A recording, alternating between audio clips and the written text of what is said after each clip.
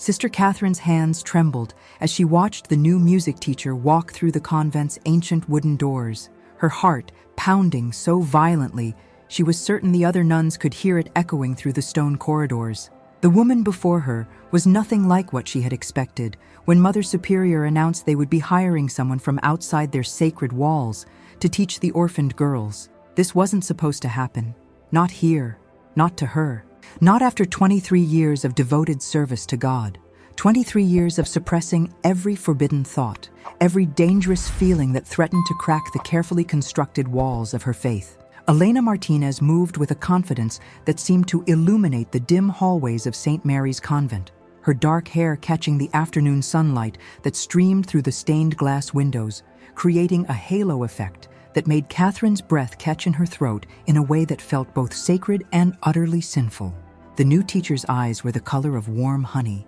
and when they met Catherine's across the entrance hall, something electric passed between them that made the nun's knees weak and her resolve waver for the first time since she had taken her vows as a young woman of 18. The moment stretched between them like a taut string ready to snap, and Catherine found herself unable to look away, even as every fiber of her religious training screamed at her to lower her gaze, to remember her place, to remember who she was supposed to be. But Elena's smile was like sunshine breaking through storm clouds, warm and inviting, and completely unconscious of the chaos it was wreaking in Catherine's carefully ordered world. The teacher's voice was melodic when she spoke, introducing herself to Mother Superior with a professional courtesy that couldn't quite mask the hint of rebellion that seemed to dance just beneath the surface of her polished exterior. Catherine pressed her back against the cool stone wall, her breathing shallow as she watched the interaction unfold before her, her mind racing with thoughts that would have sent her running to the confessional booth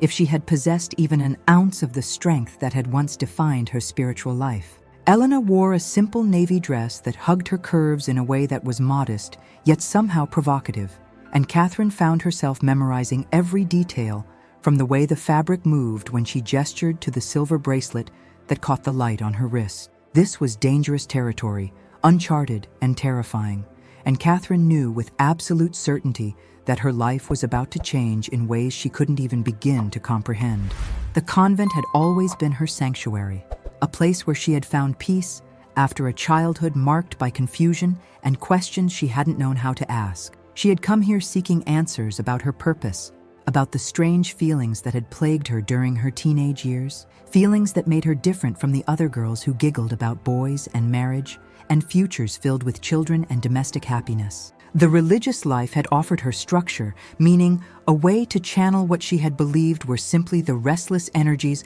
of a young woman called to serve something greater than herself. But as Elena laughed at something Mother Superior said, the sound ringing through the corridors like music, Catherine realized that all those years of prayer and meditation and service had not prepared her for this moment of recognition, this sudden understanding that the feelings she had been suppressing weren't signs of spiritual weakness or temptation to be overcome, but something far more fundamental and terrifying. The way her pulse quickened when Elena glanced in her direction again, the way her skin seemed to come alive under that honey-colored gaze, told her everything she had spent decades trying to deny. Mother Superior's voice seemed to come from very far away as she explained the teaching schedule and the rules of the convent, her words blending into a meaningless drone as Catherine struggled to maintain her composure. She had perfected the art of invisibility over the years, moving through her duties with quiet efficiency, attending prayers with unwavering devotion, counseling the troubled girls who came to them seeking refuge with patience and wisdom that had earned her the respect of everyone in their small community. She was known for her steady presence, her unshakable faith, her ability to provide comfort and guidance in even the most challenging circumstances. All of that felt like it was crumbling around her as Elena's eyes found hers once more. And this time there was something knowing in that gaze, something that suggested the teacher could see right through the layers of habit and veil and religious propriety to the woman underneath who was fighting desperately to keep her composure. Catherine's fingers found her rosary beads, seeking the familiar comfort of the worn wood against her palm. But even that ritual that had sustained her through countless moments of doubt felt inadequate now, powerless against the force of what was happening to her. The afternoon light was beginning to fade, casting long shadows through the corridors, and Catherine knew she should excuse herself, should retreat to the safety of the chapel or her small cell where she could pray for strength and guidance. But her feet seemed rooted to the stone floor, and she found herself unable to move as Elena concluded her conversation with Mother Superior and began to turn in her direction. This was the moment when everything would either return to normal or change forever, and Catherine realized with a mixture of terror and exhilaration that she no longer had the power to choose which path her life would take. The scent of old incense and beeswax candles that had always brought Catherine comfort now seemed overwhelming as Elena approached her, each step echoing against the ancient stone floors with a rhythm that matched the frantic beating of Catherine's heart. The convent smelled of centuries of prayers and sacrifice, of lavender soap and the bread that Sister Margaret baked each morning before dawn. But underneath all of that familiar comfort was something new and dangerous, the faint trace of Elena's perfume, something floral and modern that seemed to dance through the sacred air like a forbidden melody. Elena extended her hand with a warmth that caught Catherine completely off guard, her voice carrying the slight accent of someone who had grown up speaking Spanish before English, each word carefully chosen and beautifully pronounced in a way that made Catherine's skin tingle with awareness. The teacher's fingers were soft but strong, the touch of someone who spent her days coaxing music from piano keys and guitar strings. And when their palms met, Catherine felt something like electricity shoot up her arm and straight to her heart, a sensation so intense she was certain she would collapse right there on the cold stone floor. Mother Superior had retreated to her office, leaving them alone in the entrance hall where the afternoon light continued to fade, casting everything in golden hues that made Elena's skin glow with an almost ethereal beauty. Catherine found herself studying the way the light caught the subtle highlights in the teacher's dark hair, the way her eyes seemed to hold secrets and stories that Catherine desperately wanted to hear, the way her smile revealed teeth that were perfectly imperfect, in a way that made her seem real and touchable and human, in a way that terrified Catherine to her very core. The silence between them stretched like a prayer, heavy with unspoken words and possibilities that Catherine had never allowed herself to imagine. And she realized that Elena was studying her too, taking in the severe lines of her habit, the way her veil framed her face, the nervous gesture of her fingers as they worried the wooden beads of her rosary. There was something in Elena's expression that suggested she saw beyond the religious costume to the woman underneath, and that recognition was both thrilling and absolutely terrifying to Catherine, who had spent so many years hiding behind her vows and her duties. Elena broke the silence first, her voice low and intimate despite the formal setting, asking about the convent's history and the children they served. But Catherine could hear something else in her tone, a curiosity that went deeper than professional interest. As they walked through the corridors together, Catherine found herself pointing out details she had never shared with anyone before. Stories about the stained glass windows that had been installed by Italian craftsmen in 1892, about the way the morning light hit the chapel altar during the winter months, about the garden where she grew herbs for the convent's small infirmary. With each step they took together, Catherine became more aware of Elena's presence beside her, the way she moved with a dancer's grace, the way she asked questions that showed she was truly listening, the way her laughter seemed to bring life to spaces that had been silent for far too long. The teacher's enthusiasm was infectious, and Catherine found herself relaxing in a way she hadn't in years, sharing stories and observations that revealed parts of her personality that had been dormant for decades. But even as they talked about safe subjects like the convent's architecture and daily routines, Catherine was acutely aware of the undercurrent of tension between them, the way Elena's eyes seemed to linger on her face, the way their fingers accidentally brushed when Elena reached for a door handle at the same time Catherine did, the way the simple act of walking side by side felt like the most dangerous thing Catherine had ever done in her entire life. The sound of the evening bells calling the sisters to vespers interrupted their conversation. The familiar bronze tones that had marked Catherine's days for over 2 decades now seeming like an intrusion rather than a comfort. Elena's eyes widened slightly at the deep, resonant sound that filled the corridors, and Catherine found herself explaining the rhythm of their prayer schedule with an embarrassment that surprised her, suddenly seeing their ancient traditions through the eyes of someone from the outside world. If you're feeling the same tension Catherine is feeling right now, If you're wondering what's going to happen next in this forbidden story, make sure you subscribe to our channel and hit that notification bell, because trust me, you don't want to miss what unfolds when these two women are finally alone together. Drop a heart in the comments if you think Elena already knows exactly what effect she's having on Sister Catherine, and let us know what you think is going to happen next. As the bells continued to ring, calling Catherine to her religious duties, she realized that she was standing at a crossroads that would define the rest of her life. She could excuse herself now, retreat to the safety of evening prayers and the company of her sister nuns, pretend that this afternoon had been nothing more than a polite welcome to a new staff member. Or she could stay here with Elena, continue this conversation that felt more like a dance around truths neither of them was ready to speak aloud, and see where this dangerous path might lead them both. Catherine made her choice in that moment, and it terrified her more than anything she had ever done in her life. Instead of excusing herself to join Vespers, she heard herself asking Elena if she would like to see the music room where she would be teaching, her voice barely above a whisper, as if speaking too loudly might shatter whatever spell had been cast over them both. Elena's smile in response was like watching the sun rise,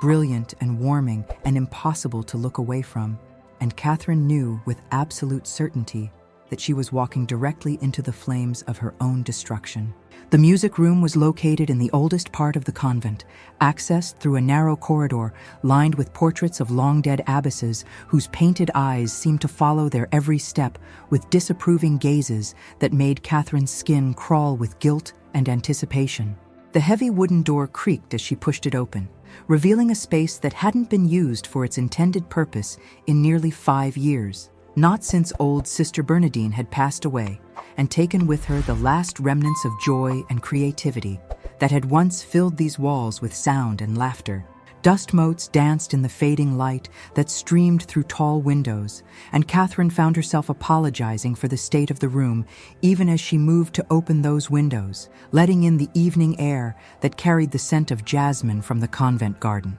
Elena said nothing at first, simply walking to the old piano that dominated the center of the room, her fingers trailing over the keys with a reverence that made Catherine's heart skip in a way that felt both sacred and sinful. When Elena pressed down on middle C, the note rang out clear and true despite years of neglect, filling the silence between them with a sound that seemed to vibrate through Catherine's entire being. But it was what Elena said next that changed everything. Her voice soft but certain as she looked directly into Catherine's eyes and spoke words that shattered the careful pretense they had been maintaining. Elena told her that she knew exactly what she was doing when she accepted this position, that she had heard about the beautiful nun with the sad eyes who worked in the convent garden, and that she had been curious enough about the woman behind the habit to apply for a job she was overqualified for just to meet her. The admission hung in the air between them like a confession, dangerous and thrilling and impossible to take back. Catherine felt the blood drain from her face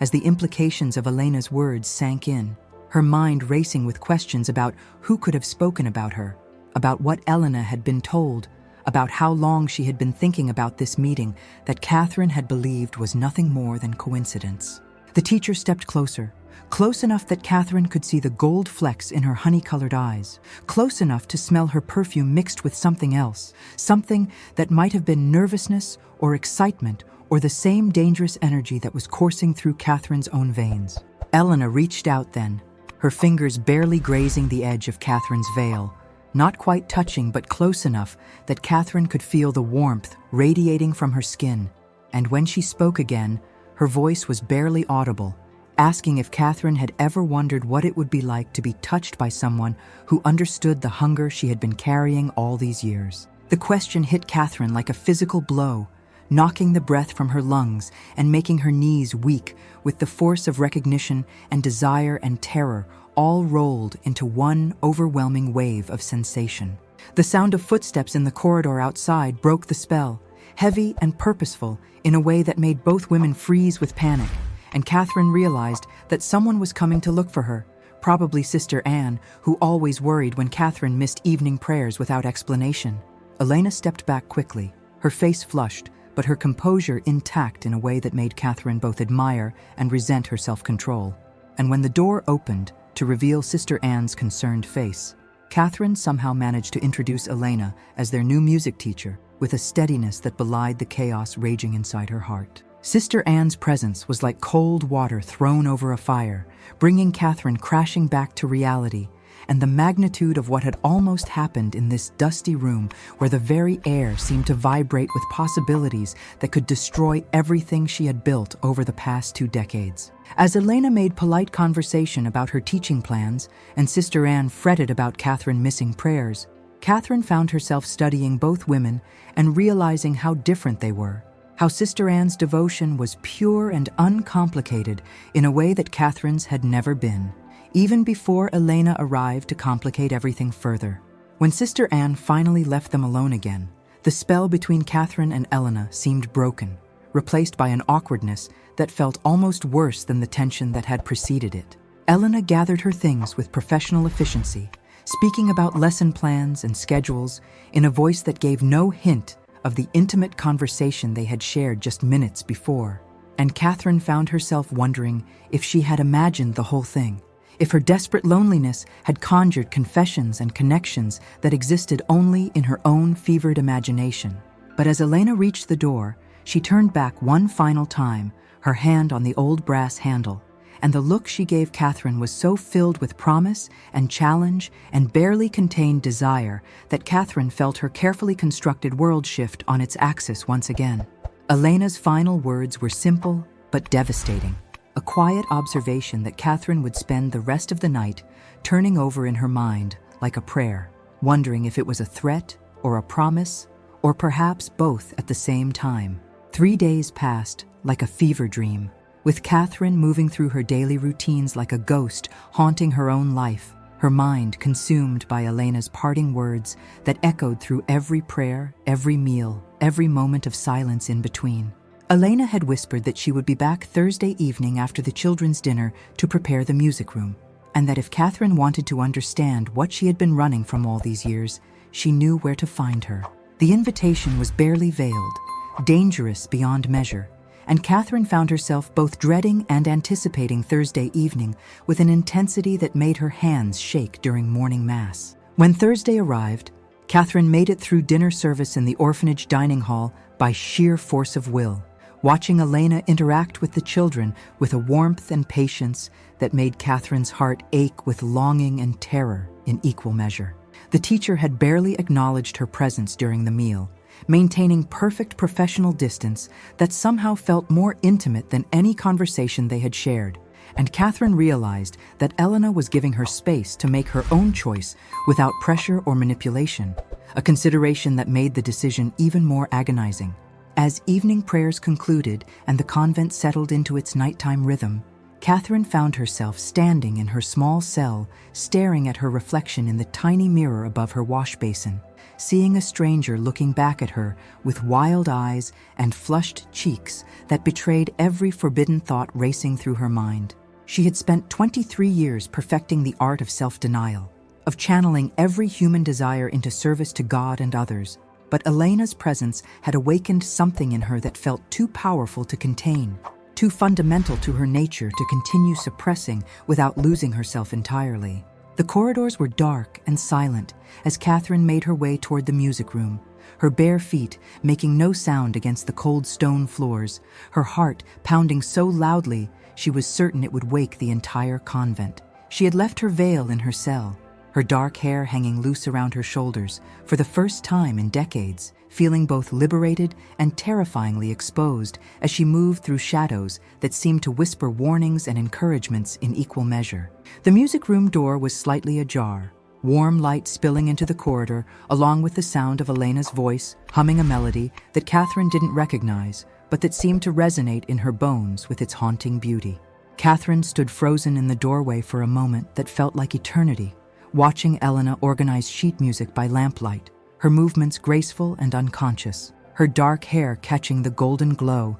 in a way that made Catherine's breath catch in her throat with desire so intense it bordered on physical pain. Elena looked up then, as if she had sensed Catherine's presence without hearing her approach, and the smile that spread across her face was like sunrise breaking over mountains, brilliant and inevitable and absolutely transformative. She set down the papers she had been holding and moved toward Catherine with deliberate slowness, giving her every opportunity to flee if that was what she chose. But Catherine found herself stepping into the room instead, closing the door behind her with a soft click that sounded like a gunshot in the silence between them. When Elena spoke, her voice was barely above a whisper, asking Catherine if she was sure about being here, if she understood what it meant to cross this threshold, and Catherine realized that her answer would determine not just this moment, but the entire trajectory of her future. The words came from somewhere deep inside her, from a place she had kept locked away for so long she had almost forgotten it existed. And when she told Elena that she had never been more sure of anything in her life, she felt something fundamental shift inside her chest, like chains breaking or doors opening or both at the same time. Elena closed the distance between them then, her hands coming up to frame Catherine's face with a gentleness that brought tears to Catherine's eyes. And when their lips finally met, Catherine felt like she was coming home to herself after a lifetime of exile. The kiss was everything she had imagined and nothing like she had expected. Soft and tentative at first, then deeper and more urgent as years of suppressed longing poured out of both of them in a flood of sensation that left Catherine dizzy and gasping and more alive than she had ever felt in her entire existence. But it was what happened next that shattered Catherine's world completely, because as Elena's hands moved to the buttons of Catherine's habit, as Catherine felt herself responding with a hunger that terrified and thrilled her, the sound of footsteps in the corridor outside made them both freeze with absolute panic. These weren't the familiar steps of Sister Anne checking on a missing colleague, but the heavy, measured pace of Mother Superior making her nightly rounds, and Catherine realized with crystalline clarity that they were about to be discovered in a situation that would destroy not just her own life, but Elena's as well. Elena stepped back immediately, her face pale but determined, and Catherine watched in horror as the teacher moved toward the window, clearly intending to climb out into the garden, rather than be found here in a compromising position that would ruin them both. But the window was old and stubborn, and as Elena struggled with the latch, Catherine heard Mother Superior's footsteps growing closer, accompanied by the soft murmur of voices that suggested she wasn't alone. In that moment of absolute terror, Catherine was faced with a choice that would define everything that came after: save herself by letting Elena face the consequences alone,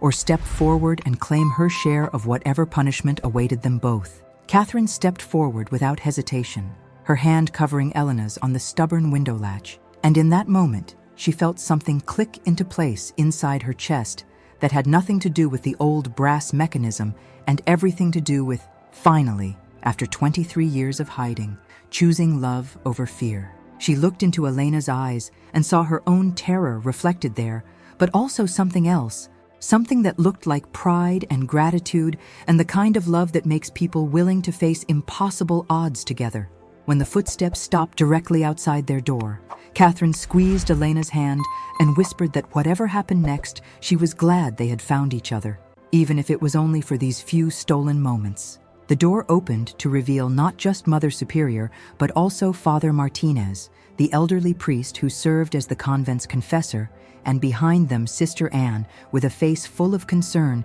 that immediately shifted to shock and then to something that looked like heartbreak as she took in the scene before her. Catherine and Elena were still standing by the window, their hands intertwined, Catherine's hair loose around her shoulders, and there was no denying what had been happening between them. No innocent explanation that could explain away the charged atmosphere or the obvious intimacy of their positioning. But it was Mother Superior's reaction that surprised Catherine most, because instead of the explosive anger she had expected, the older woman's face showed something that looked almost like relief, as if she had been waiting for this moment for years and was glad to finally have it out in the open. When Mother Superior spoke, her voice was calm and measured, asking Catherine if this was what she had been struggling with all these years, if this was the source of the restlessness and sadness that had marked her service to their community for longer than anyone cared to admit. Father Martinez stepped forward then, his weathered face grave but not unkind, and Catherine braced herself for condemnation and threats of excommunication, for the fire and brimstone sermons about sin and damnation that she had internalized so thoroughly over the decades. But instead, the old priest asked her a question that knocked the breath from her lungs with its unexpected compassion. He wanted to know if she had found what she had been searching for when she first came to them as a lost 18-year-old girl, if her heart had finally found the peace that had eluded her for so long. Through tears that she couldn't control, Catherine found herself telling the truth for the first time in her adult life, admitting that she had never felt the calling to religious life as powerfully as she had pretended, that she had been running from feelings she didn't understand toward a life that promised safety from questions she didn't know how to answer. She told them about the loneliness that had eaten away at her, even surrounded by sisters who loved her, about the prayers that felt hollow and the vows that had become chains rather than liberation, about the woman she might have been if she had possessed the courage to face herself honestly decades ago. Elena listened to Catherine's confession with tears streaming down her own face, and when Catherine finished speaking, the teacher did something that shocked everyone in that small room by dropping to her knees and asking Mother Superior for permission to speak. With a dignity that commanded respect even in these impossible circumstances, Elena told them that she had fallen in love with Catherine the moment she saw her in the convent garden 6 months ago during her interview, that she had accepted this position knowing full well that it might lead to exactly this moment, and that she would accept whatever consequences came from pursuing what she believed was the most sacred thing she had ever experienced. Mother Superior was quiet for a long moment, studying both women with eyes that had seen decades of human struggle and triumph, and when she finally spoke, her words carried the weight of hard-earned wisdom and unexpected mercy. She told Catherine that the convent had always been meant as a place of refuge and healing, not a prison for souls who had found their calling elsewhere, and that while she couldn't condone what had happened, she also couldn't condemn two people for finding the kind of love that she had witnessed transform even the most broken hearts. What happened next would become the subject of whispered conversations in religious communities for years to come, because instead of demanding penance and punishment, Mother Superior asked Catherine to consider whether her true calling might lie outside these walls, whether the love she had found with Elena might be God's way of leading her toward the life she was meant to live rather than the one she had settled for out of fear and confusion. The final image that would stay with Catherine forever was of Elena taking her hand as they walked out of St. Mary's convent together 3 weeks later, carrying nothing but a single suitcase and 23 years of suppressed dreams that were finally free to become reality. Behind them, the sisters they were leaving stood in the doorway singing a blessing that followed them down the long gravel path toward a future that was uncertain, but no longer built on lies and self-denial. But the story that really mattered began 6 months later, in a small apartment above a music school where Elena taught piano to neighborhood children, and Catherine discovered that she had a gift for gardening that extended far beyond growing herbs for a convent infirmary. It was there, surrounded by the chaos and beauty of a life they were building together, one honest day at a time, that Catherine finally understood what it meant to be called to love without reservation, to serve something greater than yourself, not through sacrifice and denial, but through the radical act of becoming exactly who you were meant to be, regardless of how terrifying that truth might seem to the world around you.